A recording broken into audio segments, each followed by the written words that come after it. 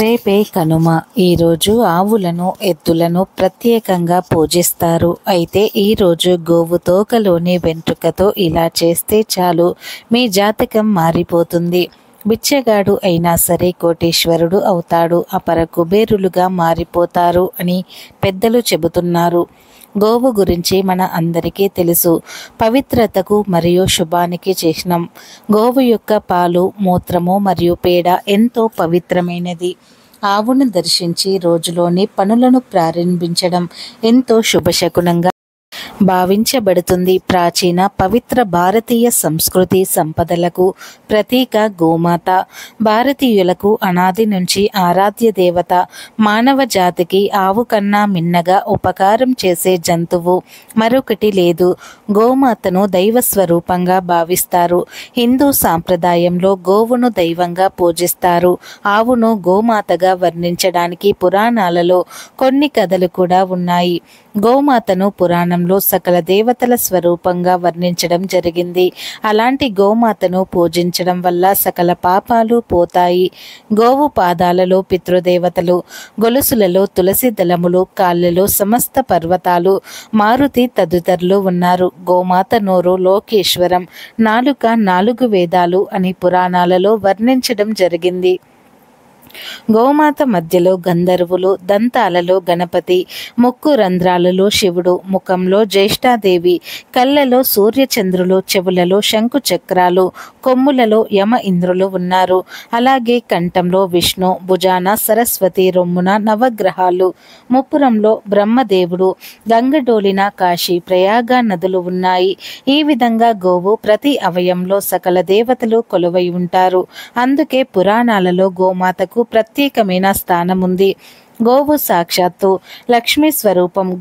గోవు పృష్ఠభాగాన్ని లక్ష్మీదేవిగా భావిస్తారు. గోమాతను పూజించడం వల్ల ముక్కోటి దేవతలను పూజించిన ఫలితం లభిస్తుంది. కనుమ రోజు గోవులను పూజిస్తారు. అలా పూజ చేసేటప్పుడు గోవు తోక నుండి ఒక వెంట్రుకను తీసి ఇలా చేస్తే చాలు, మీ జాతకం మారిపోతుంది. మీకు ఉన్న కష్టాలన్నీ తొలగిపోతాయని పెద్దలు చెబుతున్నారు.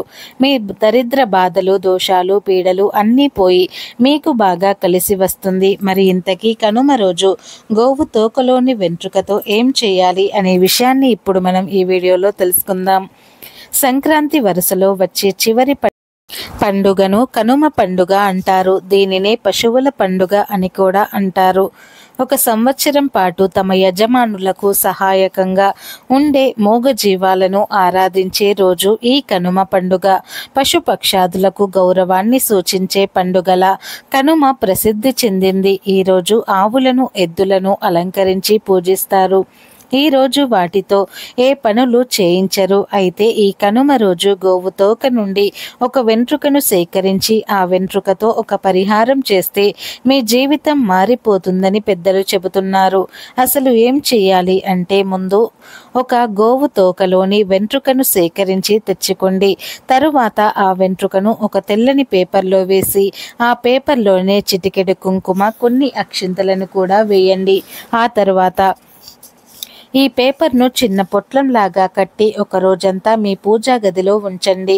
మరునాడు ఈ పొట్లాన్ని తీసి మీ బీరువాలో పెట్టండి. ఇలా పెట్టడం వలన బీరువాపై ధనం ఆకర్షించబడుతుంది. అదృష్టం ఇంటి తలుపు తడుతుంది. ఎందుకంటే ఆవు తోకలోని వెంట్రుకలకు కూడా ఎన్నో శక్తులు ఉంటాయి. ఆవు తోకలోని వెంట్రుకలకు ఎంతో మహత్యం ఉంటుంది. ఆవు తోకలోని ఒక వెంట్రుక తీసి బొటనవేలికి చుట్టి ఆ బొటనవేలుని శరీరంలో ఎక్కడైనా నొప్పిగా ఉన్న చోట నొక్కితే ఎలాంటి నొప్పి అయినా పోతుందని శాస్త్రాలలో ఉంది.